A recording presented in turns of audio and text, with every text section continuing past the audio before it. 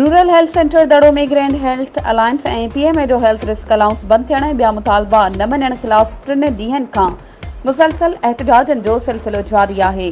जिते अॼु वरी बि ओपीडी जो मुकमल बाइकआउट कयो वियो। अस्पताल में मरीज़ परेशान ऐं दरपदर थींदा रहिया, जंहिंमें पीएमए सिंध जे डॉक्टर ख़ालिक मेमण, माशूद गगो, रियाज़ सूमरो, यूनिस सूमरो, इमदाद भुट्टो, इज़हार दायो, नवाज़ मेमण, ताहिर सूमरो, तैयब मेमण ऐं ॿियनि मीडिया सां ॻाल्हाईंदे ॿुधायो त असां सिंध हुकूमत खां इहो मुतालबो था करियूं त असांखे हेल्थ रिस्क अलाउंस ऐं ॿिया जाइज़ मुतालबा मञिया वञनि। जेकॾहिं असां जाइज़ मसइला हल न कया विया त असां एहतजाज जो दाइरो वधाईंदासीं ऐं 20 तारीख़ ते कराची प्रेस क्लब ते तमामु वॾी तादाद में मुज़ाहिरो करे धरणो हणंदासीं। वधीक ख़बरूं ऐं अपडेट्स जे लाइ असांजे चैनल खे सब्सक्राइब कयो ऐं हा, बेल आइकन खे प्रेस करणु न विसारिजो त जीअं असांजी हर नई अचण वारी वीडियो तव्हां ताईं पहुची सघे।